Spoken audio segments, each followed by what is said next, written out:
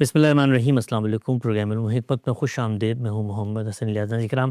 ہماری خواہش ہوتی ہے کہ دین کو تعصبات سے اوپر اٹھ کے علمی بنیادوں پر سمجھے۔ ہم سب کی پوری زندگی اسی مسائی میں، اسی دعوت میں، اسی خیر کے ابلاغ میں گزری ہے۔ اس پروگرام میں بھی ہماری یہی خواہش ہوتی ہے کہ خالصتاً قرآن و سنت کی بنیاد پر لوگوں کو معلومات فراہم کی جائے۔ آپ کے قلوب و اذہان میں کچھ سوالات ہیں ان کو بھی رکھیں۔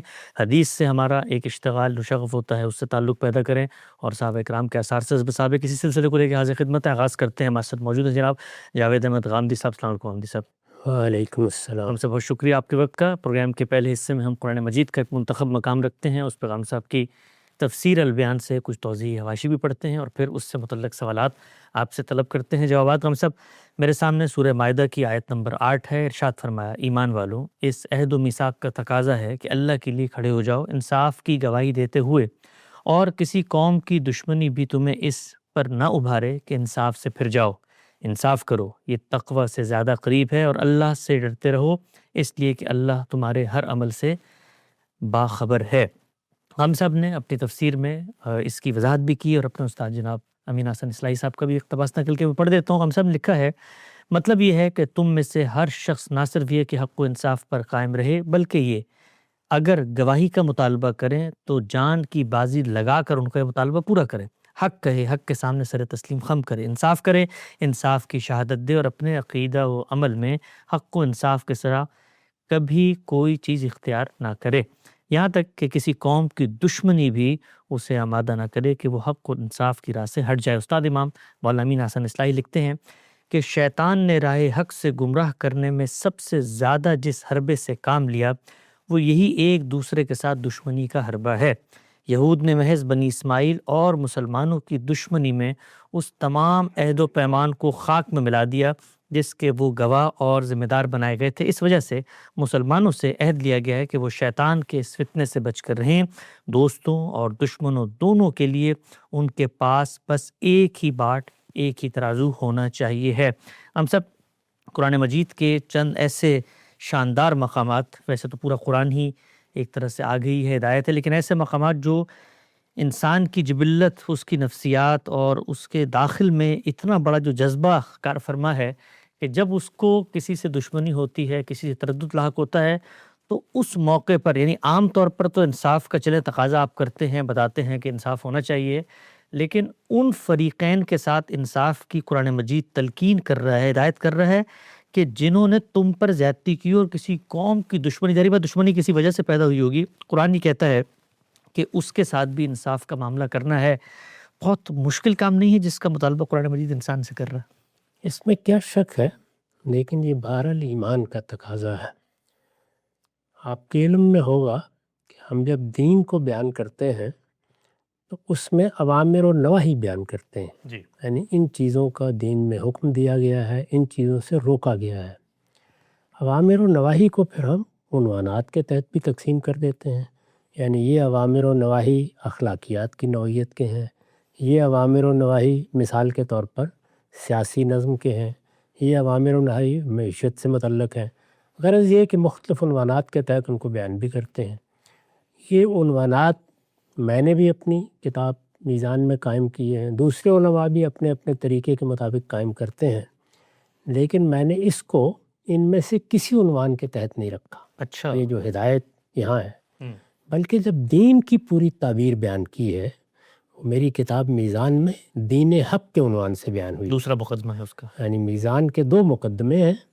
پہلے مقدمے میں میں نے یہ بتایا ہے کہ دین کو سمجھنے کے لیے کن چیزوں کو ملحوظ رکھنا ہے، ٹھیک، وہ کیا چیزیں ہیں جن کو پیش نظر رکھ کر ہم قرآن مجید پر تدبر کریں گے، وہ کیا چیزیں ہیں جو سنت کی تعین میں بطور اصول کار فرما ہوں گی، وہ کیا چیزیں ہیں جس کی رہنمائی میں ہم حدیث کو سمجھیں گے۔ یہ گویا دین تک رسائی حاصل کرنے، دین کے ماخذ تک پہنچنے کے اصول اور مبادی ہیں۔ لیکن دین حق کے عنوان سے جو مقدمہ اس میں لکھا گیا ہے، اس کا موضوع یہ ہے کہ دین بحیثیت مجموعی کیا ہے۔ دین کو جب اس کے تمام اوامر نواہی، اس کے تمام احکام اور اس سے متعلق تمام ہدایات کو سامنے رکھ کر اس کے مجموعے میں دیکھا جاتا ہے تو اس کی کیا تصویر بنتی ہے۔ یعنی کہنے کو تو آپ بتا سکتے ہیں نا کہ تاج محل میں فلاں چیزیں ہیں، یہ مرمر لگا ہوا ہے، یہ اینٹ پتھر لگا ہوا ہے، یہ گارا لگا ہوا ہے، یہ مٹی لگی ہوئی ہے، لیکن ان سے تاج محل کیسے بنتا ہے، ان کے مابین کیا تعلق پیدا ہوتا ہے کہ جس کے لازمی نتیجے کے طور پر وہ عظیم شاہکار وجود میں آ جاتا ہے۔ تو میں نے اس میں اس طرح سے پورے دین کو واضح کیا ہے یا اس کی پوری تصویر کشی کی ہے۔ تو اس میں اس چیز کو ایمان کے تقاضوں کے عنوان کے تحت بیان کیا ہے۔ اچھا، یعنی گویا میرا ایمان جن چیزوں کا مجھ سے پیدا ہوتے ہی تقاضا کرتا ہے، جس طرح مثال کے طور پر میں اگر مخلوق ہوں تو خالق کے اعتراف کا تقاضا اولین تقاضا ہے۔ میں اگر والدین کے یہاں پیدا ہوا ہوں تو والدین سے حسن سلوک اور ان کی اس حیثیت کو ماننا یہ گویا میرے وجود کا تقاضا ہے۔ اسی طریقے سے دین کی ابتدا کہاں سے ہوتی ہے؟ ایمان سے۔ تو ایمان کے تقاضے کیا ہیں؟ احکام تو بعد میں ہوں گے، وہ 10 ہو سکتے ہیں، 20 ہو سکتے ہیں، لیکن وہ چیزیں جو ایمان اپنے وجود ہی سے چاہے گا کہ وہ کی جائیں، وہ کیا چیزیں ہیں، تو ان کو میں نے وہاں بیان کیا ہے۔ اس میں اس کو قیام بالقسط کے عنوان کے تحت بیان بھی کیا ہے، اس کی وضاحت بھی کی ہے۔ قیام بالقسط کا مطلب یہ ہے کہ ایک بندہ مومن یہ فیصلہ کر لیتا ہے کہ بندہ مومن کی حیثیت سے میں ہمیشہ حق کہوں گا، انصاف کی بات کروں گا، مجھے کسی کی دشمنی بھی کبھی بے انصافی کی بات کرنے پر آمادہ نہیں کرے گی۔ میں نے اپنے باٹ متعین کر لیے، مجھے ایک ہی طریقے سے ہر چیز کو تولنا ہے۔ میرے والدین کا کوئی تقاضا ہے، میرے اعزاء و اقربا کی کوئی خواہش ہے، کوئی اور بڑے سے بڑا معاملہ ہے، میرے مفادات مجروح ہو رہے ہیں، لیکن میں نے یہ فیصلہ کیا ہے کہ میں قائم بالقسط رہوں گا، یعنی انصاف پر قائم رہوں گا۔ قائم بالقسط، انصاف پر قائم رہوں گا، انصاف کی شہادت دوں گا۔ اس میں جو الفاظ استعمال کیے ہیں وہ شہداء اللہ ہے، اللہ کے لیے گواہی دیتے ہوئے، یعنی گویا سچ کی گواہی، انصاف کی گواہی، یہ اللہ کے لیے گواہی ہے۔ اس وجہ سے یہ ایمان کے تقاضوں میں سے ایک اہم تین تقاضا ہے۔ میں نے وہاں بیان کیا ہے کہ جب ہم ایمان قبول کرتے ہیں تو ایک اس کا عمومی تقاضا ہے عمل صالح، دوسرا بھی اس کا ایک عمومی تقاضا ہی ہے، لیکن وہ ظاہر ہے کہ متعلقین کے حوالے سے پیدا ہوتا ہے، اور وہ یہ کہ جو کچھ بھی ہمارے اعزاء اقربا دوست احباب جن سے ہمارا ملنا جلنا ہے، جو کچھ بھی ہوں، ان کو ہم حق کی نصیحت کرتے رہیں، حق پر ثابت قدمی کی نصیحت کرتے رہیں۔ تو یہ تو وہ تقاضے ہیں جو ہر حال میں ملحوظ ہیں، لیکن وہ تقاضے جو بعض خاص حالتوں میں پیدا ہوتے ہیں ان کو پھر میں نے بیان کرتے ہوئے قیام بالقسط کا خاص طور پر ذکر کیا ہے۔ تو یہ قیام بالقسط ہے، اس کے سیاق کو بھی سمجھ لینا چاہیے، یعنی اس سے پیچھے بات کیا ہو رہی ہے؟ اس سے پیچھے بات یہ ہو رہی ہے کہ مسلمان ایک لمبے عرصے تک مشرکین عرب کی ستم رانیوں کا ہدف رہے ہیں۔ مشرکین عرب نے ان کو ستایا ہے، ان کو گھروں سے نکالا ہے، اور پھر جب وہ گھر سے نکل گئے ہیں تو ان کے لیے حرم کے دروازے بند کر دیے ہیں۔ اچھا، اب حرم کا معاملہ یہ تھا کہ اس کے بارے میں ہر شخص اس بات سے واقف تھا کہ اس کے دروازے کسی پر بند نہیں کیے جا سکتے۔ وہ ابراہیم علیہ السلام کی بنائی ہوئی عبادت گاہ ہے، اور اس کے بارے میں یہ اعلان کیا گیا ہے قرآن مجید میں کہ ابراہیم نے جب اس کو بنایا تو کہہ دیا کہ اب لوگ آئیں اور اس کا حج کریں۔ گویا پوری انسانیت کو دعوت دی گئی ہے کہ یہ توحید کا مرکز ہے، اس کی طرف لوگ آئیں، اس میں آ کر ابراہیم کے طے کردہ مناسک کے مطابق حج کی عبادت بجا لائیں۔ یہ گویا ایک منادی ہے جو دنیا بھر کے لیے کر دی گئی ہے۔ اس کے باوجود کہ مشرکین عرب اس سے واقف تھے، قریش اس کو جانتے تھے، لیکن انہوں نے مسلمانوں کے لیے دروازے بند کیے۔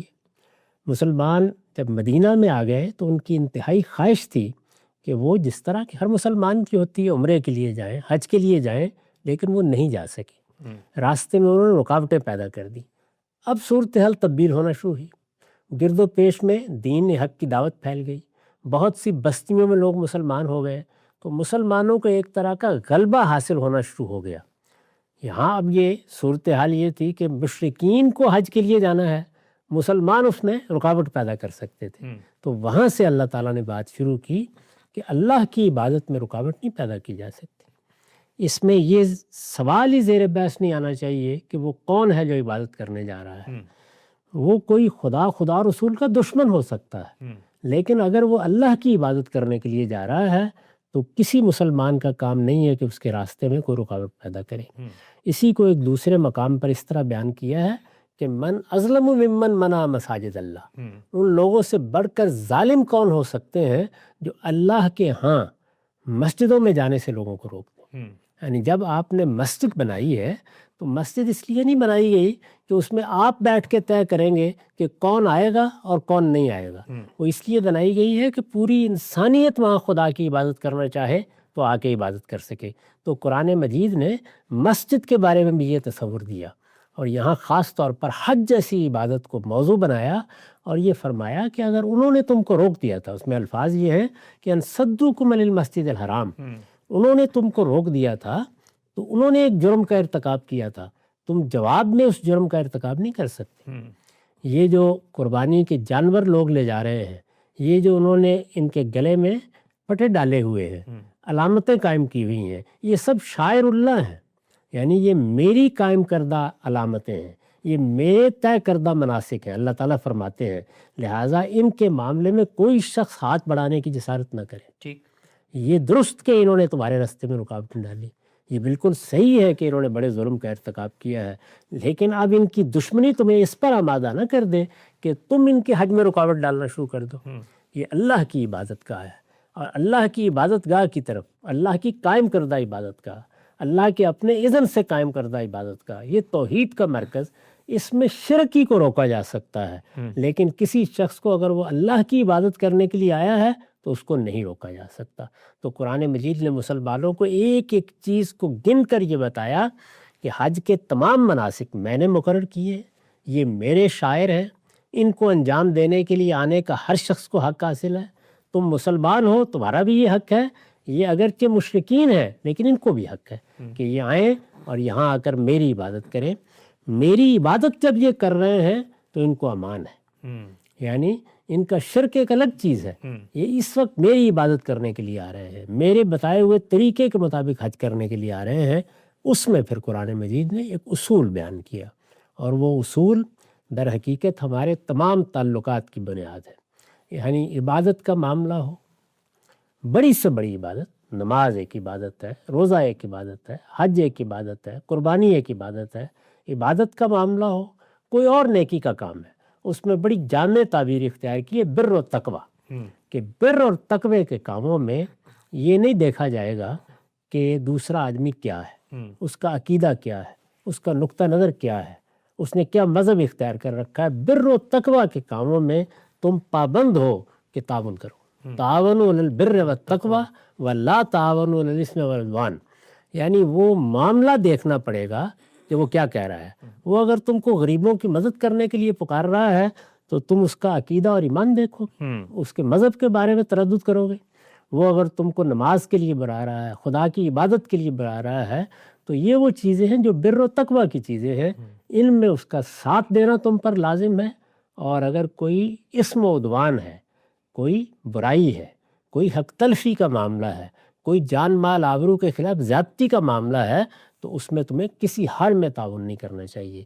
تو اس طریقے سے گویا معاملے کو بنیاد بنا کر یہ بتایا گیا کہ تم شرک میں شامل نہیں ہوگے، تم حق تلفی میں شامل نہیں ہوگے، تم بدعت میں شامل نہیں ہوگے، تم کسی کے ساتھ کوئی زیادتی کرنے میں شامل نہیں ہوگے، یہ اسم و عدوان کے کام ہیں۔ لیکن جب تمہیں بر و تقوی کی دعوت دی جائے تو سب سے بڑھ کر تم لبیک کہو گے۔ جب کوئی تمہیں خدا کی عبادت کے لیے، خدا کی بندگی کے لیے، تنہا پروردگار کے سامنے جھکنے کے لیے، اس کے حضور میں دعا کرنے کے لیے بلائے تو اس کی آواز پر تمہیں لبیک کہنی چاہیے۔ تعاونوا علی البر والتقوی ولا تعاونوا علی الاثم والعدوان، یہ مضمون ہے۔ اس مضمون سے قرآن مجید نے بات اٹھائی ہے، اور پھر وہ آیت آئی ہے جس میں یہ ارشاد فرمایا گیا ہے کہ کسی قوم کی دشمنی بھی تمہیں اس پر آمادہ نہ کرے کہ تم کوئی غلط بات کرو، تم کسی کو کوئی نقصان پہنچاؤ، تم کسی کی جان مال آبرو کے خلاف کوئی اقدام کرو، یا تمہاری زبان سے کوئی غلط بات کسی کے لیے نکلے۔ تمہیں ہر حال میں قائم بالقسط رہنا ہے، یعنی انصاف پر قائم رہنا ہے، اور انصاف کا تقاضا یہ ہے کہ جس جزء پہ حق ہے وہاں ساتھ دیا جائے گا، اور جہاں کوئی خرابی ہے، جہاں دین کے خلاف کوئی چیز ہے، وہاں ساتھ دینے سے معذرت کر لی جائے گی۔ تو تعاونوا علی البر والتقوی ولا تعاونوا علی الاثم والعدوان کی اب ہدایت فرمائی تو کن کے بارے میں فرمائی؟ یہ دشمن ہیں جنہوں نے اس وقت پیغمبر کو گھر سے نکالا ہے، جنہوں نے حرم کا راستہ روکا ہے۔ تو اس وجہ سے خاص طور پر یہ کہا کہ لا یجرمنکم شنآن قوم علی الا تعدلوا اعدلوا هو اقرب للتقوی، تمہیں کسی قوم کی دشمنی بھی اس پر آمادہ نہ کرے کہ تم انصاف کے خلاف کوئی بات کرو۔ یاد رکھو ہمیشہ انصاف کرنا ہے، اور انصاف کی بات کہنی ہے، یہی تقوی کے قریب ہے۔ گویا بر و تقوی کا تقاضا یہی ہے کہ ہر حال میں انصاف پر لوگ قائم رہیں اور نیکی اور تقوی اور خیر کے کاموں میں ایک دوسرے کے ساتھ کھڑے ہوں، اور اسم و رضوان میں اپنے کسی عزیز کا ساتھ بھی دینے کے لیے تیار ہوں۔ سبحان اللہ صاحب، بہت ہی خوبصورتی سے آپ نے اس نقطے کو یہاں پہ واضح کیا۔ اچھا، ایک اور چیز میرے ذہن میں آ رہی تھی، قرآن مجید نے یہاں تو اصول بیان کیا ہے، خود اطلاق میں جب بھی صورتحال پیش آتی ہے، مثال کے طور پہ قرآن نے بتایا ہے کہ کہیں پر ظلم و عدوان ہو رہا ہو اور مسلمان وہاں پہ حکمران ہوں، ان کے پاس طاقت، قدرت، استطاعت ہو اور ان کو اس بات کا امکان ہو کہ وہ آگے بڑھ کے ظلم کو روک سکتے ہیں، تو وہاں پر بھی ہم سب صرف یہ نہیں کہا کہ مسلمانوں پہ ظلم ہو رہا ہو یا ان کی مسجدیں، بلکہ جو باقی مذاہب کے عبادت گاہیں ان کا نام لے کے معبد، کلیسا وغیرہ، ان پر اگر کوئی حملہ ہو رہا تو تم کیوں نہیں نکلتے اپنے ان لوگوں کو بچانے کے لیے؟ تو وہاں پر بھی یہی چیز ہے کہ صرف دینی شناخت کی بنیاد پر یہ نہیں کہا کہ ظلم کو روکو، بلکہ ظلم تو ظلم ہے، کہیں بھی ہو رہا ہو۔ ایسا ہی ہے، یعنی اس میں تو الفاظ یہ ہیں کہ اللہ تعالیٰ نے تمہیں جہاد کی اجازت اسی لیے دی ہے، اس کا حکم اسی لیے دیا ہے۔ جہاد میں آپ دوسرے کی جان لیتے ہیں، جی، تو دوسرے کی جان لینے کی اجازت تو اللہ تعالیٰ کی طرف سے ہی ملے گی، اس کے بغیر نہیں لیا جا سکتا۔ تو اس میں یہ بتایا گیا ہے کہ اگر ایسا نہ ہوتا تو لوگ اتنے ظالم ہیں کہ وہ مسجدوں کو ویران کر دیتے، وہ کلیساؤں کو ویران کر دیتے، وہ خانقاہوں کو ویران کر دیتے۔ اس میں یہود کی عبادت گاہیں، اس میں مسیحیوں کی عبادت گاہیں اور مسلمانوں کی عبادت گاہیں، سب کا ذکر کیا ہے۔ اس کا مطلب یہ ہے کہ ہمیں جو جہاد کا حکم دیا گیا ہے اس کا ہدف کیا ہے؟ ظلم و عدوان۔ ظلم اور زیادتی جہاں بھی ہوگی، اگر ہمارے پاس طاقت ہے اور ہم اس ظلم و عدوان کا مقابلہ کر سکتے ہیں تو ہمیں اس کا مقابلہ کرنا چاہیے۔ ٹھیک، یہی جہاد کا حکم ہے، اور اس کو بھی اسی ذیل میں رکھ کے قرآن مجید نے سمجھایا ہے۔ یعنی یہ اس لیے تمہیں اجازت دی گئی ہے، اس کا حکم اس لیے دیا گیا ہے کہ دنیا میں لوگ ظلم و عدوان سے باز نہیں آتے، وہ دوسروں کے خلاف تعدی کرتے ہیں۔ لہٰذا اگر تمہارے پاس طاقت ہے تو اپنی اس کو دینی ذمہ داری سمجھو کہ تمہیں ظلم و عدوان کا مقابلہ کرنا چاہیے۔ نقطہ بالکل واضح ہو گیا۔ اسی آیت سے متعلق چند چھوٹے سوالات ہم سب کی خدمت میں رکھیں گے۔ ہم سب یہ بتائیے گا، یہ سیاسی نظریے سے اختلاف عام طور پر ہم دیکھتے ہیں، اسی طریقے سے ہماری مسلکی شناخت مختلف ہو جاتی ہے۔ یہاں پر اگرچہ دشمنی کا وہ معاملہ تو نہیں ہوتا، لیکن اس آیت سے کیا یہ سبق نکلتا ہے کہ ہم وہاں پر بھی چونکہ مخالفت میں کھڑے ہوتے ہیں تو مخالف کی خوبیوں کا کم سے کم ہم اعتراف کریں، کیونکہ ہم نے عام طور پہ دیکھا ہے، آپ ٹی وی کے اوپر دیکھیں، جو سیاسی جماعتوں کے اندر ہوتا ہے، وہ کسی دوسرے کی کوئی خوبی ماننے کو تیار نہیں ہوتے، ان کو لگتا ہے ایک طرف مجسم خیر ہے، دوسری طرف مجسم شر ہے۔ تو اس آیت سے کیا یہ بھی سبق نکلتا ہے کہ وہاں پر ایک مخاصمت، مخالفت کا دور ہوتا ہے، اس میں بھی وہ کسی خوبی کی گواہی نہیں دے رہے ہوتے؟ یہاں یہی سبق ہمیں دیا گیا ہے کہ انسان سراپا شیطنت نہیں ہوتے۔ یہ ممکن ہے کہ کوئی آدمی غلط فہمی کی وجہ سے، کسی تعصب کی وجہ سے، کسی خصوصی پس منظر کی وجہ سے ابھی آپ کی بات نہیں سمجھ رہا۔ یہاں دیکھیے، رسالت مآب صلی اللہ علیہ وسلم کا زمانہ ہے، مدینے میں آپ وہاں سے ہجرت کر کے تشریف لائے ہیں، ان لوگوں نے آپ کے خلاف جنگی اقدام کیے ہیں، بدر میں حملہ آور ہوئے ہیں، احد میں حملہ آور ہوئے ہیں۔ یہ سورہ مائدہ ہے جہاں سے یہ آیات آپ پڑھ رہے ہیں، اس میں یہ ہدایت فرمائی گئی کہ نہیں، خیر کے معاملے میں ساتھ دیا جائے۔ یعنی خیر، نیکی، تقوی، یہ وہ چیزیں ہیں جو پروردگار کو پسند ہیں۔ ان کے معاملے میں آپ یہ مانیں گے کہ یہ خیر ہے، ہم اس کے ساتھی ہیں، ان کی طرف بلایا جائے گا تو ہم لبیک کہیں گے۔ اسی اصول پر رسالت مآب نے اپنے بارے میں ایک موقع پر یہ بتایا تھا کہ ایک زمانے میں لوگ حرم میں آتے تھے تو ان کو لوٹ لیا جاتا تھا، ان کے ساتھ برا سلوک کیا جاتا تھا۔ تو بہت سے لوگوں نے نبوت سے پہلے، بعثت سے پہلے کی بات ہے یہ خیال ظاہر کیا کہ ہمیں ایک معاہدہ کر دیتے ہیں، اگر ایسا کوئی آدمی آئے گا تو ہم سب مل کے اس کی مدد کریں گے، کسی کے ساتھ زیادتی ہوگی تو ہم اس کی مدد کریں گے۔ تو آپ نے فرمایا مجھے یہ آج بھی دعوت دی جائے تو میں اس میں شریک ہوں گا، میں اس دعوت پہ لبیک کہوں گا۔ تو اس طرح اپنے عمل سے بھی آپ نے واضح فرما دیا کہ انسان کے لیے یہی معیار ہے۔ چنانچہ جب ہمیں کسی سے اختلاف ہوتا ہے، کوئی سیاسی رہنما ہے، کوئی مذہبی رہنما ہے، یا ہم سے کسی معاملے میں اختلاف رکھتا ہے، وہ معاشرت میں ہو سکتا ہے، معیشت میں ہو سکتا ہے، تہذیبی روایات میں ہو سکتا ہے، لیکن ہم ہمیشہ اپنے تعلقات کی بنیاد اسی کو بنائیں گے، تعاونوا علی البر والتقوی ولا تعاونوا علی الاثم والعدوان۔ اس دنیا میں اس وقت بھی ایسا تو نہیں ہے کہ ہم صرف مسلمان ہی رہتے ہیں، اس میں مسیحی ہیں، اس میں یہودی ہیں، اس میں ہندو ہیں، اس میں بدھ ہیں، بہت سے مذاہب کے لوگ ہیں، مختلف قومیتوں کے لوگ ہیں، ان سب کے ساتھ یہی بنیاد ہے ہمارے تعلق کی کہ ان کے اور ہمارے مابین کیا چیز مشترک ہے؟ ہمارا حادثہ اخلاقی۔ کیا چیز مشترک ہے؟ پروردگار پر ایمان۔ اگر یہ موجود ہے تو ہم اس میں ان کا ساتھ دیں گے، اور اگر یہ موجود نہیں ہے اور کسی معاملے میں اسم و عدوان کا ارتکاب ہوتا ہے تو وہاں معذرت کر دیں گے۔ گویا ہمارے تعلقات کی بنیاد ہی یہ ہے انسان کی حیثیت سے کہ ہم بر و تقوی کے کاموں میں کبھی تعاون سے انکار نہیں کریں گے، وہاں ساتھ کھڑے ہو جائیں گے، اور اسم و عدوان کے معاملات میں کبھی قریب بھی نہیں جائیں گے، اس لیے کہ وہ برائی کے کام ہیں، ان کے ہمیں قریب نہیں جانا۔ نقطہ بالکل واضح ہو گیا ہم سب۔ مجھے یہ بتائیے گا کہ ہمارے ہاں عام طور پہ جس وقت آپ کے سامنے کوئی دشمن کھڑا ہوتا ہے اور وہ آپ پر کوئی ظلم کرتا ہے، عمومی طور پہ ہم نے دیکھا ہے، بالخصوص مسلمانوں کی جو حالیہ سیاسی تاریخ ہے اس میں بھی یہ چیز سامنے آتی ہے کہ جب ہم اقدام کرنا چاہتے ہیں تو اس موقع پہ اگر کوئی توجہ دلائے کہ بھائی یہ اخلاقی حدود ہیں، غیر محاربین کے ساتھ یہ نہیں کرنا، تو ہمیشہ ایک ہی بات ہوتی ہے کہ بھائی وہ جو سامنے والے انہوں نے دیکھو کیا کیا۔ تو قرآن مجید تو ہمیں اس بات کی تعلیم دے رہا ہے کہ شدید غصے میں، نفرت میں، رد عمل میں، انتقام میں، یہاں تک کہ تم پر ظلم بھی ہو جائے تو میں نے اپنے اخلاقی معیار پہ جینا ہے، میں نے اس کو نہیں دہرانا۔ ہمارے یہاں آپ سب بھی جانتے ہیں کہ جو کچھ دنیا بھر میں مسلمانوں پہ ظلم ہو رہا ہے تو اس کے رد عمل پہ جو تحریکیں اٹھی، انہوں نے اسی ظلم کو جواز بنا کے وہی ظلم خود ڈھانا شروع کر دیا دنیا پر۔ یہی بدقسمتی ہے انسان کی۔ یہ سورہ مائدہ کی جو ابتدائی آیات ہے، یہ اصل میں ہمارے باہمی روابط، انسان کی حیثیت سے ہمارے باہمی روابط اور تعلقات کی بنیادیں طے کر دیتی ہیں، اور یہ قرآن مجید کا اعجاز ہے کہ نہایت خوبی کے ساتھ اس نے مسلمانوں کو یہ بتایا ہے کہ تمہارے ایمان کا تقاضا ہے کہ تم قائم بالقسط ہو کر رہو، اور اس میں خاص طور پر یہ جملہ بہت قابل غور ہے کہ ان صدوکم المسجد الحرام، تمہیں وہ روکتے تھے۔ اس میں کیا شبہ ہے کہ انہوں نے تمہارے ساتھ زیادتی کی؟ انہوں نے تمہیں مسجد حرام سے روکے رکھا ہے، لیکن اب تم نہیں روک سکتے۔ تمہیں بہرحال نیکی اور خیر کے معاملات میں صحیح رویہ اختیار کرنا ہے، اور اللہ تعالیٰ کے شاعر کی عزت کو برقرار رکھنا ہے۔ لہذا کوئی شخص اگر اللہ کی عبادت کر رہا ہے، کوئی شخص اللہ کے سامنے سجدہ ریز ہو رہا ہے، اللہ کے سامنے دعا کے لیے ہاتھ اٹھا رہا ہے، اپنے طریقے کے مطابق اللہ کی عبادت کر رہا ہے، اس کے راستے میں کوئی رکاوٹ میں یا آپ نہیں پیدا کر سکتے، اور خیر کے کام میں دعوت دے رہا ہے تو اس پر لبیک کہنے کے لیے ہم کو تیار رہنا چاہیے، الا یہ کہ کوئی معنی پیش آئے۔ نقطہ بالکل واضح ہو گیا۔ اچھا ہم سب ایک چھوٹی سی بات کی توضیح کر کے ہم پھر آگے بڑھتے ہیں۔ قرآن مجید میں ایک مقام پر یہ بھی تو آتا ہے کہ پھر اب اس دن کے بعد یہ مسجد حرام کے قریب نہیں آ سکتے، تو وہاں پر تو پھر ایک موقع ایسا پیدا ہوا نا کہ جس وقت پھر ان کو وہاں پر آنے سے روکا گیا، اس کی کیا وجہ تھی؟ اس کی وجہ وہی ہے جو میں نے بارہا بیان کی ہے کہ جس وقت حجت تمام ہو گئی، معاملات ختم ہو گئے، تو اب گویا مہلت ختم ہو گئی، اس کے بعد ان کے لیے سزا کا اعلان کر دیا گیا۔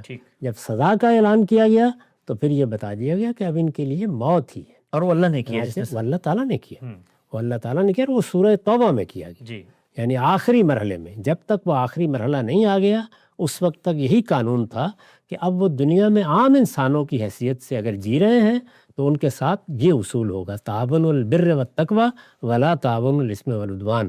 لیکن جس وقت اللہ تعالیٰ کی طرف سے مہلت ختم ہو گئی، اب سزا کا نفاذ کرنا ہے، پھر تعلقات توڑنے کے لیے کہہ دیا گیا، پھر مسجد حرام سے بھی روکنے کے لیے کہہ دیا گیا، یعنی اب گویا معاملہ ہی ختم ہو گیا۔ تو یہ ہدایت دنیا میں جینے کے لیے ہے، جب ان کے لیے موت کا فیصلہ ہو گیا تو ظاہر ہے کہ اس کی نوعیت بھی بالکل تبدیل ہو گئی۔ نقطہ بالکل واضح ہو گیا۔ قرآن مجید کی سورہ مائدہ کی آیت کیا اسباق ہمیں دیتی ہے، غام صاحب نے بڑے تفصیلی جان۔ آگے بڑھاتے ہیں سلسلہ گفتگو کو۔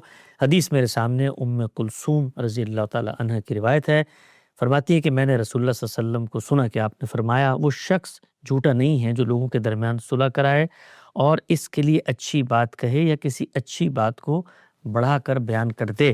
تو ہم نے یہ دیکھا ہے دنیا بھر میں عام طور پہ جب لوگوں میں جھگڑا ہو جاتا ہے، نزاع ہو جاتا ہے، تو ایک سائیکل ہے جس کے اندر وہ چلے جاتے ہیں، اس سے ان کو نکالنا بڑا مشکل ہوتا ہے۔ آپ دو لوگوں کو بٹھا نہیں سکتے بات کرنے کے لیے، دل میں اتنی نفرت پیوست ہو جاتی ہے، اور آدمی ایک اپنے مینٹل ٹراما میں ایک کہانی بنا کے جی رہا ہوتا ہے۔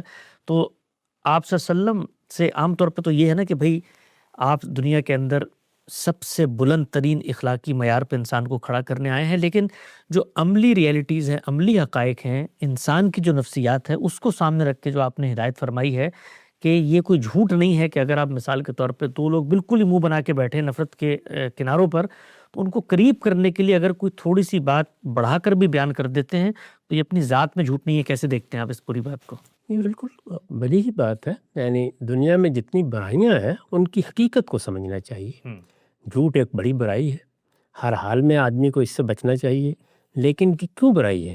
اس لیے کہ اس میں ہم دوسرے کو فریب دیتے ہیں، حق تلفی ہو رہی ہوتی ہے. ہاں اس کی حق تلفی کرتے ہیں، ٹھیک. اس کو کسی غلط فہمی میں مبتلا کرتے ہیں. ہاں تو اس وجہ سے یہ برائی ہے. یہاں کیا صورتحال ہے؟ میاں بیوی میں صلح کرا رہے ہیں، دو دوستوں کے درمیان کوئی شکنجی ہو گئی ہے، اس کو دور کرنے کی کوشش کر رہے ہیں. تو اس طرح کے معاملات میں رسالت مآب صلی اللہ علیہ وسلم نے توجہ دلائی کہ آدمی کو بالکل حرفیت پسند نہیں ہو جانا چاہیے.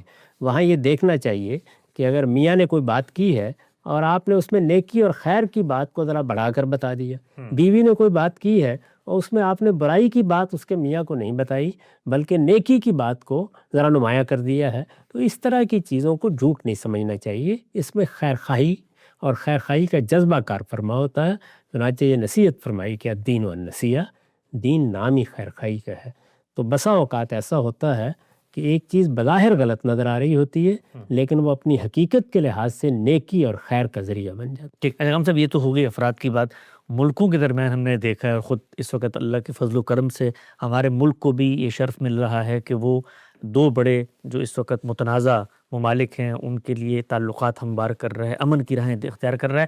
تو پھر یہ ہدایت تو پھر ملکوں کے لیے بھی ہوگی نا. وہ اعتماد اگر بحال کر رہے ہیں تو دونوں ملکوں کو ایک دوسرے کی کچھ خیر بہم پہنچا کے بٹھانے کی کوشش کریں. ہر جگہ ظاہر ہے کہ جو اصول ہے وہ تو اصول ہے.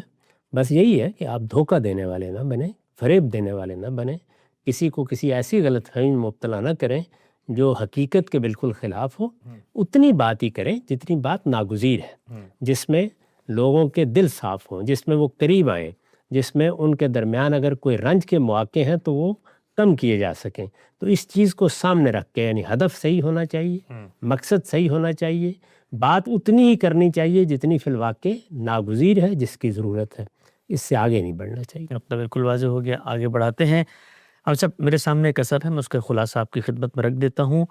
سیدنا ہم جانتے ہیں کہ عثمان رضی اللہ تعالیٰ عنہ کے ساتھ جو ایک سانحہ پیش آیا اس موقع پر، جس طریقے سے وہاں پر مسجد نبوی کو حصار میں لے لیا اور وہاں پر اس وقت جو باغی آئے تھے، خلاصہ اس اثر کا یہ ہے کہ جب ان تک یہ بات پہنچائی گئی کہ باغیوں ہی کے گروہ میں سے ایک شخص مسجد نبوی میں امامت کی جگہ پر پہنچ رہے تو اب ہم اس کے پیچھے نماز پڑھیں یا نہ پڑھیں، تو اس موقع پر انہوں نے بات فرمائی کہ وہ جو کام کر رہا ہے وہ نیکی اور خیر کا کام کر رہا ہے. اگر خود مجھے بھی موقع ملا تو میں بھی شریک ہوں گا. اس اثر پہ آپ تبصرہ فرمائیے گا. اس میں بھی بالکل وہی اصول ہے جس پر ہم نے گفتگو کی ہے. یہ اسی کا ایک نہایت ہی غیر معمولی اطلاق ہے. یعنی ایک خلیفۃ المسلمین ہے، مسلمانوں کا منتخب حکمران ہے، اس کے خلاف بغاوت ہو گئی. ظاہر ہے باغیوں سے بڑے مجرم کون ہو سکتے ہیں؟ جی. اگر وہ سزا دینے کا فیصلہ کرتے تو قرآن مجید نے سورہ مائدہ ہی میں اس طرح کے باغیوں کی سزائیں بیان کی ہیں جن میں یہ بتایا ہے کہ ان کو سلیب دے دی جائے، ان کو عبرتناک طریقے سے قتل کر دیا جائے.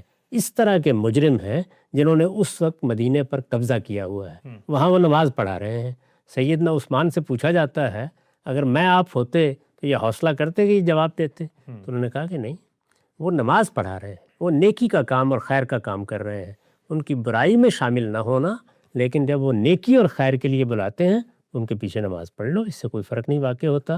تو اس طرح سے گویا انہوں نے یہ بتایا کہ ہمارے دین کی ہدایت کے تعاون علی البر والتقوی ولا تعاون علی الاثم والعدوان، یہ اس طرح کے نازک موقعوں پر بھی ملحوظ رہنی چاہیے، اور اس کی انہوں نے تعلیم دی. یہ بالکل وہی بات ہے جو قرآن مجید نے سورہ مائدہ کی ابتدا میں بتائی اور جس پر ہم نے تفصیل کے ساتھ گفتگو کی. نقطہ بالکل واضح ہو گیا. ٹائم ہمارے پاس کم ہے. کچھ مختصر سوالات بھی ہم صاحب کی خدمت میں رکھتا ہوں. میرے سامنے ایک سوال موجود ہے، جناب سوال کیجیے گا. میں عبد المنان فیصل آباد سے بات کر رہا ہوں. میرا سوال ہے کہ آپ صلی اللہ علیہ وآلہ وسلم کی بخاری شریف میں حدیث ہے کہ دنیا میں ایسی زندگی بسر کرو کہ جیسے ایک اجنبی کی زندگی ہے یا مسافر کی زندگی تو سمجھ میں آتی ہے، جیسے کہ اتنی چیزیں رکھیں جتنی سفر میں ضرورت ہوتی ہے. کیا یہ کوئی تصوف کی حد ہے جیسا کہ مونک ہوتے ہیں یا صوفیہ ہوتے ہیں جس کے بارے میں محلے میں کسی کو علم نہیں ہوتا کہ میں کیسا ہوں؟ یعنی کہ اجنبی کی زندگی سے کیا مراد ہے؟ جی ہم سبھی اجنبی کی زندگی سے کیا عام طور پہ نا اجنبی ہیں تو مطلب کوئی تعلقات نہیں ہے، کوئی ٹائز نہیں ہے، کوئی ملکیت میں کوئی چیز نہیں ہے، تو حدیث میں یہ بات کیا آئی ہے؟ نہیں، یہ بات نہیں کہی گئی، یہ وہی بات ہے جو ایک دوسری روایت میں زیادہ وضاحت کے ساتھ بیان ہو گئی ہے. یعنی انسان جب حق پرست ہوتا ہے جی وہ حق کو اپنے لیے پہلی ترجیح بنا لیتا ہے، وہ ہر حال میں حق کا ساتھ دیتا ہے، جی تو دنیا میں وہ اجنبی ہو جاتا ہے. اچھا اسی کو رسالت مآب صلی اللہ علیہ وسلم نے اس طرح بیان کیا کہ بدل اسلام و غریبہ سیعود و غریبہ.